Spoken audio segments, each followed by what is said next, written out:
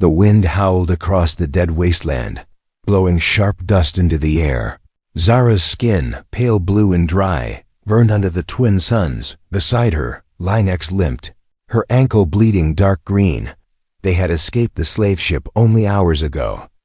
But the desert was not kind. "Keep moving," Zara whispered, even though her mouth was dry like cracked stone. Linex nodded, but her eyes were heavy. The sand was thick, rust-colored, and filled with broken metal from wars long forgotten. Everything felt dangerous, even the silence. Then, it happened. A sharp click under their feet. Zara turned just as a heavy metal net shot up from the ground. Before she could run, chains snapped around her legs and arms. Linex screamed as spikes locked around her waist, pinning her to a rusted wall.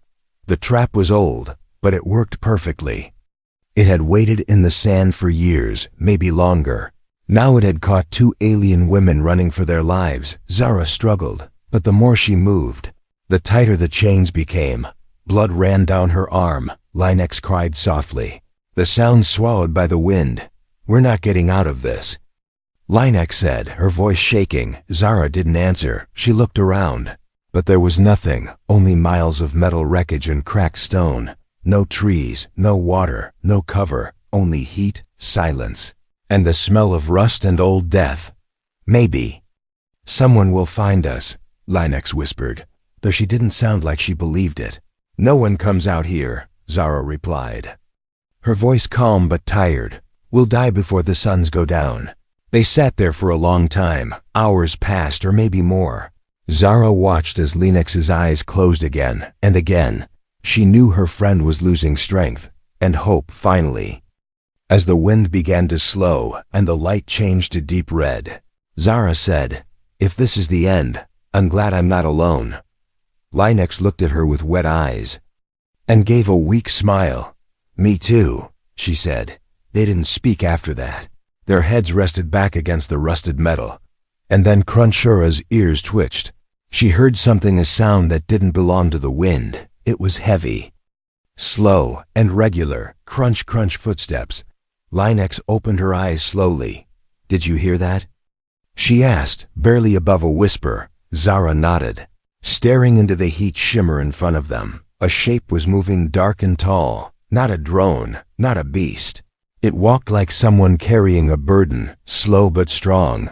Zara's heart began to pound. Who would be out here? Another slaver? A scavenger? A killer?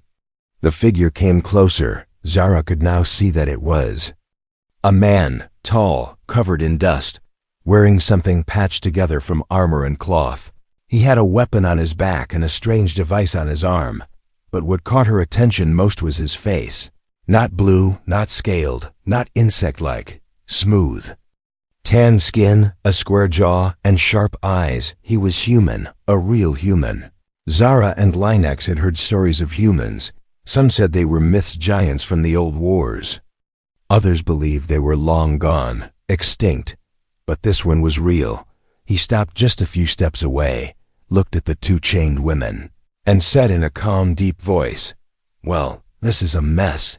Zara didn't know what to say. She just stared at him, afraid to hope. The man took a few steps closer, crouched down, and touched the chain near Linex's ankle. He whistled softly. "This trap's from the old war tech," he muttered, mostly to himself. "Still works too." He looked up at Zara. "You two want out, or should I come back later?" Zara blinked, surprised by the tone in his voice. You can help?" she asked carefully. The man gave a small smile. "I can try, but it's gonna hurt." And with that, he reached for a tool on his belt and began to work. The sun dropped lower, and the desert began to cool. But something new had entered the wasteland. Something no one expected. A human. Zara held her breath as the human worked with his strange tool. Sparks flying from the rusted trap. The metal groaned like an old beast waking up from sleep. Linex winced as one of the spikes snapped loose from her side. Her blood mixed with the rust, dripping into the dirt below. The man didn't speak much. His hands were fast, sure, like he had done this before. He didn't even ask their names, just kept working, eyes moving between the trap and the horizon. Like he expected trouble to show up at any moment, Zara finally whispered, "Why are you helping us?" The man didn't look at her. "Because you're not dead yet," he replied, "and it'd be rude to let you stay that way." It wasn't the answer she expected, but it made her blink. She looked over at Linex, who gave a tired smile, even. Through the pain, the chain on Zara's leg snapped free next, and she nearly fell when the weight released.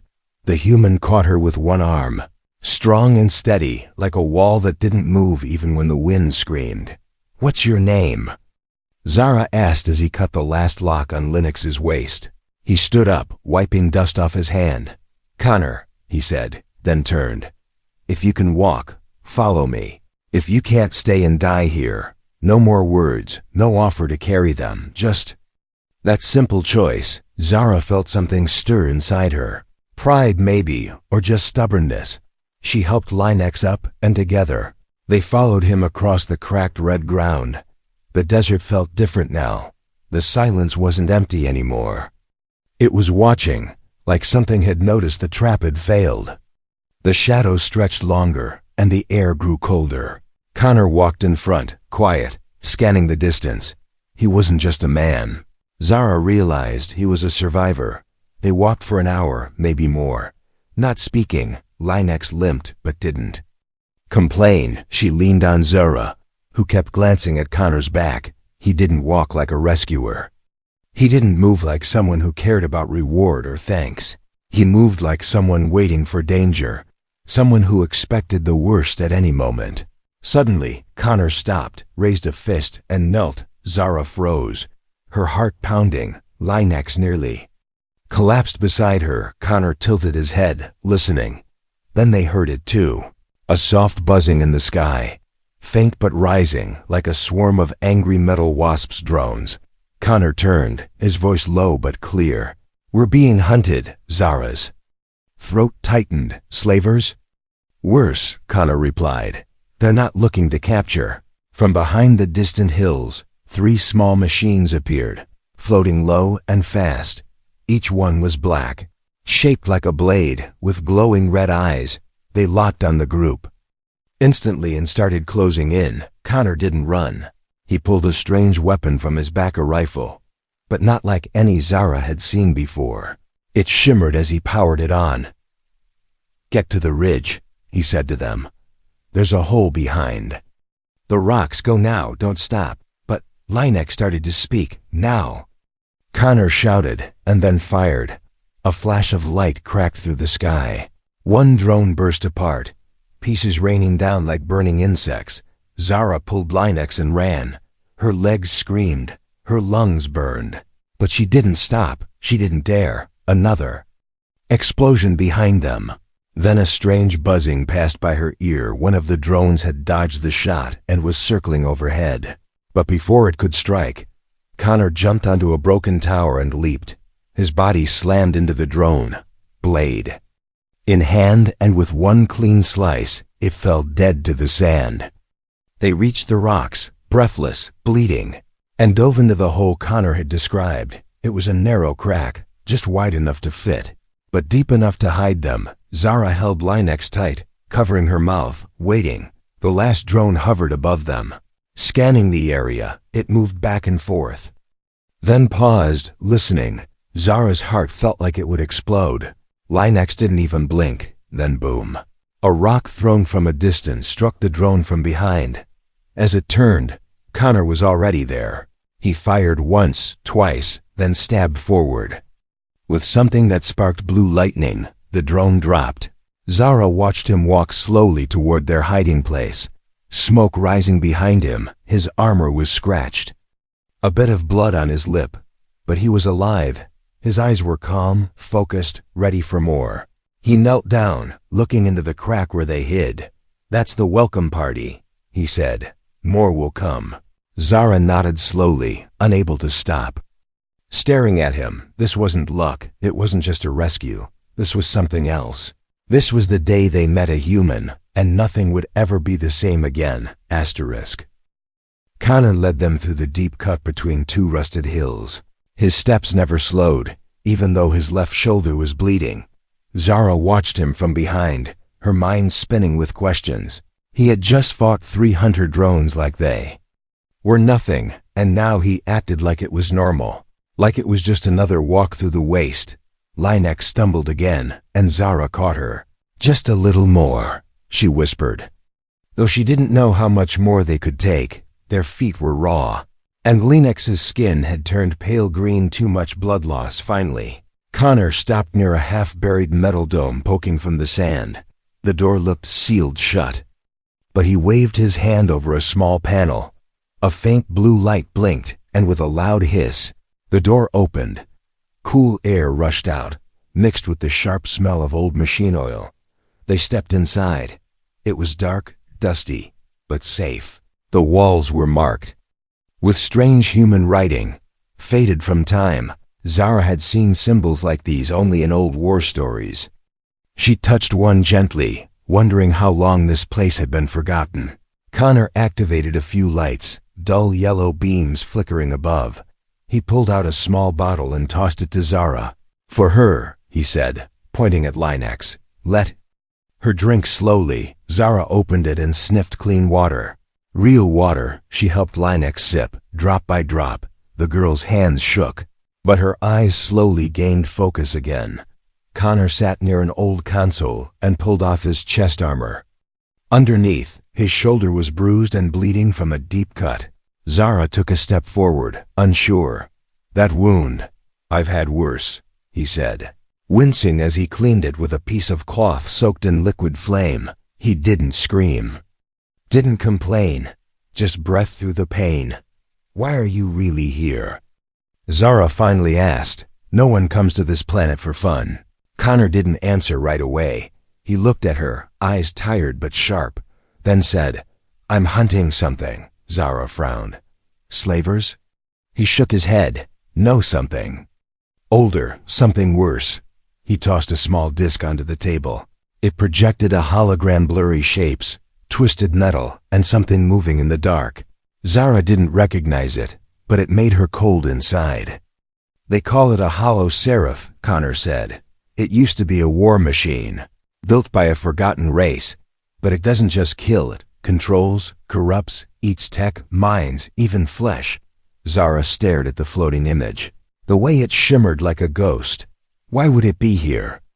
"Because this planet is dying," he replied.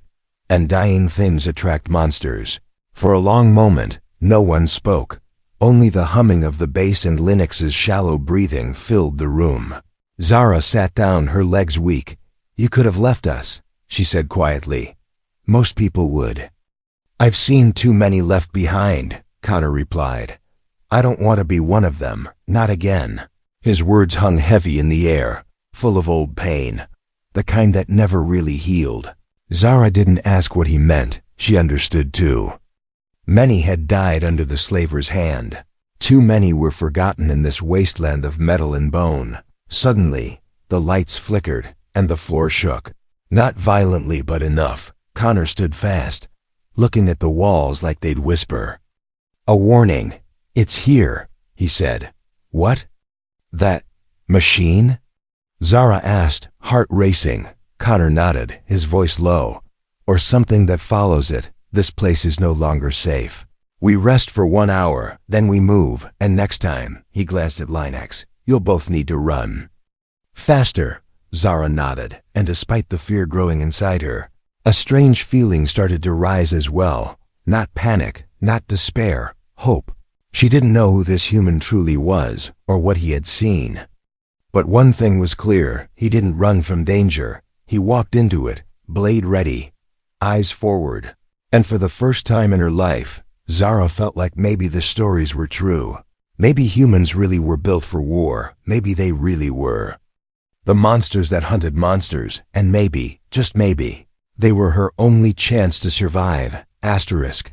The suns had dipped low again, casting long black shadows across the broken land. Connor stood outside the metal shelter, scanning the horizon with a silent intensity. His face was still, but his fingers gripped his weapon like something could jump out of the sand at any second. Zara watched him from the entrance, Linex sleeping behind her. Safe for now, the water had helped, and her breathing had slowed. But they couldn't stay here, not with that thing getting closer. The ground around them was silent, but not peaceful. Something had changed. The air felt heavier, the kind that made skin crawl and blood move faster, like some ancient instinct was trying to scream. Connor suddenly moved toward the edge of a sand ridge and crouched. Zara followed, unsure. He pointed. Down into a shallow valley, she looked and saw them, footprints, deep, wide. And not from anything she recognized. The shape was wrong, too many toes, no heel. Like something that slithered but walked too. The prints pulsed faintly in the red light, as if still warm, Connor whispered. It passed through less than an hour ago. Zara's throat tightened. The hollow seraph?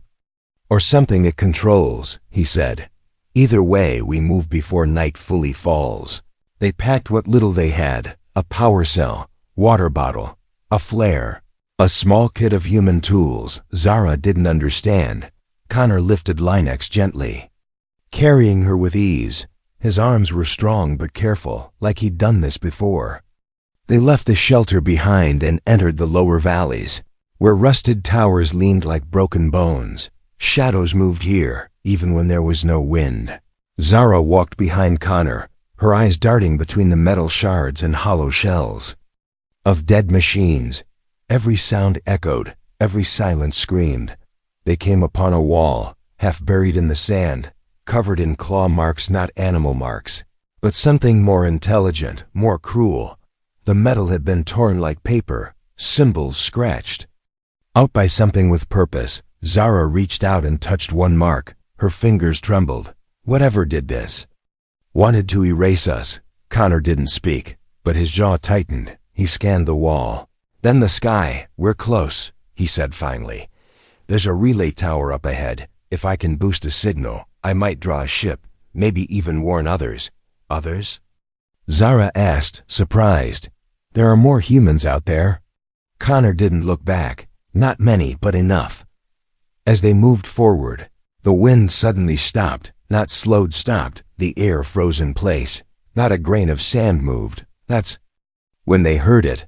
A hum. It came from nowhere and everywhere.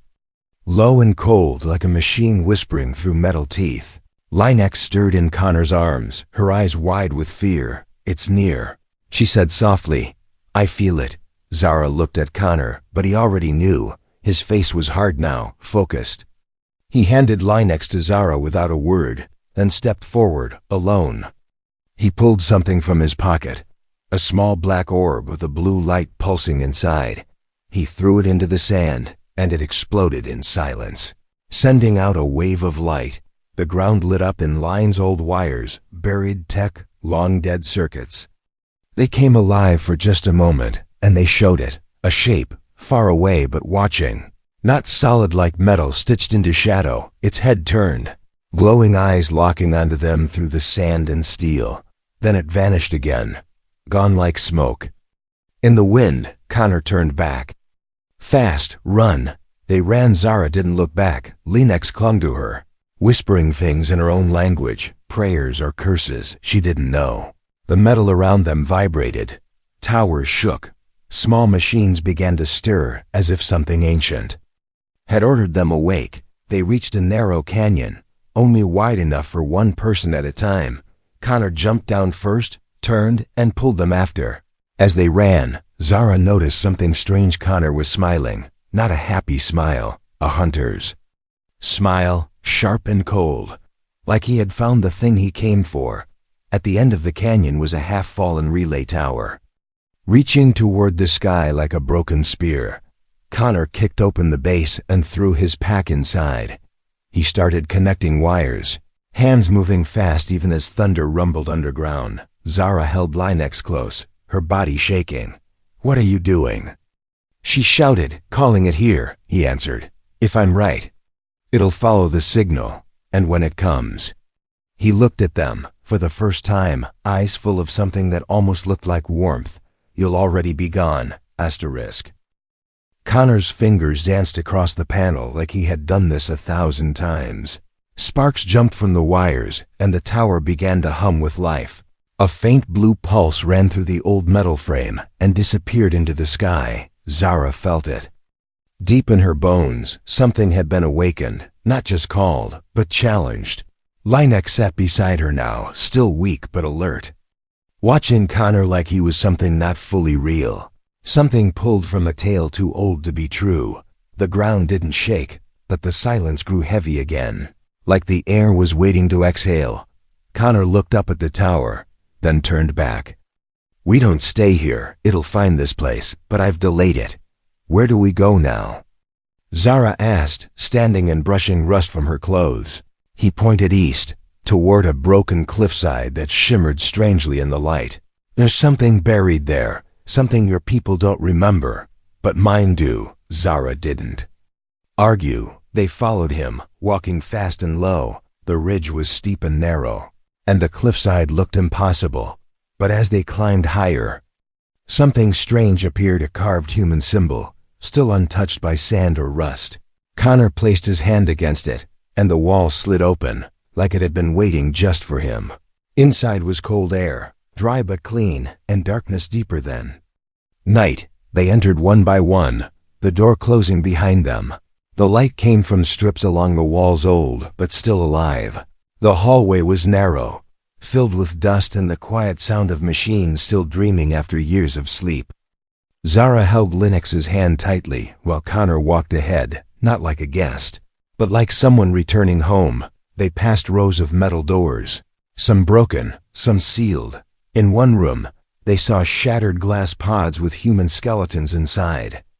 Long dead but still in uniform. On one wall was a map of the stars, and Zara saw her own planet marked with red lines crossing through it. "What is this place?" she whispered. Connor looked back, voice softer now. "A human outpost, one of the last from the old collapse." "The what?" "The war no one talks about," he said. "The one where we stopped fighting each other and started fighting everything else." Zara didn't know what to say. She had always heard that humans were myths, chaos bringers, destroyers, too wild to survive their own greatness. But this place, this silence, felt like a graveyard for legends, not monsters. They entered a wide chamber next, filled with old tech screens, broken weapons, power cells blinking slowly like dying hearts.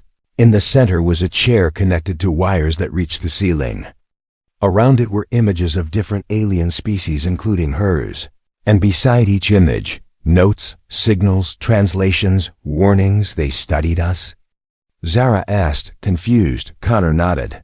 "No, they protected you.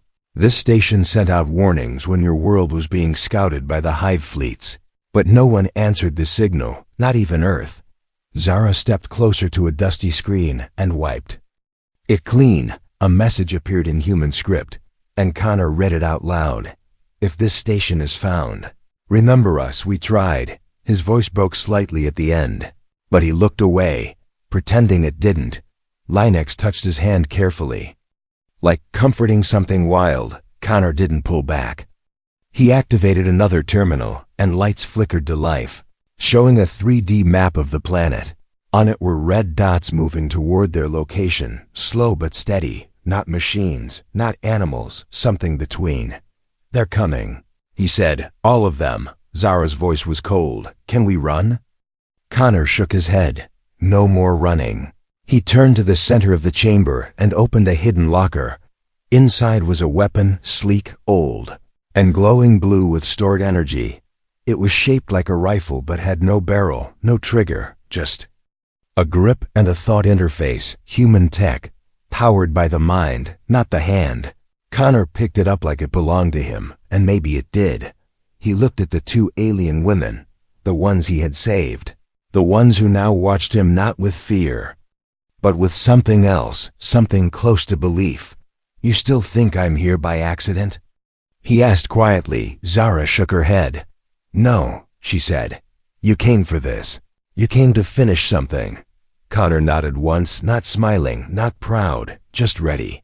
As the outpost lights dimmed and sirens began to whisper warnings again, he spoke one last sentence before they prepared to face what was coming. "I didn't come to survive," he said. "I came to make sure they don't." Asterisk, the ground above the outpost began to pulse, not with footsteps, but with a rhythm, like a giant heart buried beneath the sand had started beating. Zara felt it through her feet. Connor felt it through his bones. Lanex, too weak to speak, just clung to her sister's side and stared at the ceiling as dust began to fall like snow. Inside the war room, red lights blinked like old eyes waking. Up, Connor stood at the center, loading what little he could, 3 grenades, 2 knives and that strange human rifle that hummed with silent power. Zara gripped a scavenged energy rod. "More pipe than weapon. If we fight together," she said firmly. Connor looked at her, his face calm but unreadable. "That's the only way we win." The first explosion came like a scream from the earth. The outpost shook, ancient walls crying out as parts of the ceiling collapsed, metal groaned, and lights flickered. Zara helped Linex to a small bunker space and handed her a flare. "If we don't come back," she whispered, "don't wait." Linex grabbed her arm, fear in her glowing eyes. "You will." Then Connor opened the outer gate. The desert beyond was no longer quiet. The sky had turned violet, the twin moons rising like gods over the burning sands. Between the towers of rust and bone came the enemy, not machines. Not fully alive, but something worse. Shadows with limbs, faces without eyes. Twisting bodies covered in wire and metal. They moved like liquid, like memory, like pain given form, and at the center of them, rising from the valley floor like a fallen angel made from knives and ash, stood the hollow seraph. It didn't roar. It didn't speak. It simply reached forward. And the machines around it surged forward like waves. Connor stepped ahead of Zara, raising the glowing rifle. He didn't hesitate, didn't blink. The rifle fired without a sound, a beam of light, slicing through 2 creatures at once, burning them into black mist. He moved like lightning. Every shot counted, every movement sharp. Zara stayed close, using her energy rod to knock down anything that got too close. But there were too many, and they were changing. Some of the shadows were merging, growing claws, growing mouths, learning. A beast leapt at her, but Connor caught it midair with his knife, twisted, and threw it into a collapsing drone wing. It sparked and died. But Connor was bleeding again, a long cut across his chest. His armor couldn't stop everything now. They backed toward the old generator pillar, the last standing structure, surrounded on all sides. The hollow seraph stood across the field, watching, waiting, like it was feeding off their fear. Connor threw a grenade toward the center. The ground exploded, sending smoke and fire into the sky, but the seraph didn't move. It absorbed the blast like it was breathing in heat. Zara's arm was burned, and she fell to one knee. "We can't stop it," she said, voice cracking. Connor pulled her up, face inches from hers. "Yes, we can," he said. "Not by killing it, by breaking what it wants." She didn't understand at first. But then she saw where his eyes turned toward the outpost gate, toward Linex. The seraph didn't want them dead. Not yet. It wanted minds, memories, living code. It wanted her, the youngest, the purest. "No," Zara said, her voice rising. "You're not giving her up." "I'm not," Connor growled. "I'm giving it me." Before she could stop him, he ripped off the interface glove from his arm and jammed it into the side of the generator. His rifle dropped, forgotten. As energy surged through the lines, he reached out to the tower, an old communication pillar, and activated the final command from the war long ago. It was never meant to send words. It was a weapon. The sky cracked. A beam of white light tore down from orbit, blind and perfect, burning everything it touched. The ground exploded with force older than memory. The creatures screamed, turning to dust mid-step. The hollow seraph lifted its head for the first time, stunned. Then it shattered. Zara was thrown backward by the shockwave, landing hard in the sand. Everything was white. Everything was heat. When her eyes opened, the sky was dark again, silent, calm. The seraph was gone. The machines were gone. The outpost was gone, and Connor was lying at the center of the crater, his chest rising slowly, barely alive, his body scorched, his weapon gone, but his eyes still human. Zara crawled to him, tears running down her dirt-streaked face. Why did you do that?" He coughed, a little blood, a small smile. "Because I was born for it," he said. "And because someone has to prove we're not all monsters." The wind had changed, no longer sharp and dry. It carried something softer, cooler, like the breath of a new beginning after a long nightmare. The skies were clear now, both moons high above, lighting the desert like silver lamps over a battlefield. Of silence, Zara sat beside the crater, her hands still trembling. Connor lay beside her, unconscious but alive. His chest rose and fell slow, painful but steady. His body was broken, but not defeated. Linex emerged from the bunker, her legs weak, her eyes wide. She saw the damage, the blackened sand, the scorched bones of what used to be monsters. Then she saw him, the human who had changed everything. She said nothing, just dropped beside him and placed her small hand on his arm. It was warm, still full of life. Zara looked toward the horizon, where no more shadows walked, no drones, no twisted creatures. The seraph was gone. Its mind shattered by something older than itself, human will, human fire. "You came here to fight alone," she whispered to Connor. "But now you're not alone anymore." The days passed in quiet repair. The bunker's emergency system came online again, offering food, shelter, and light.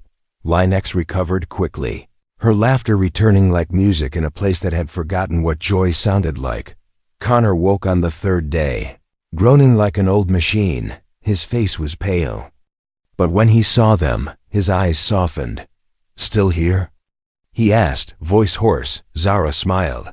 "You saved our lives. We're not going to disappear." He sat up slowly, ribs cracked but heart strong.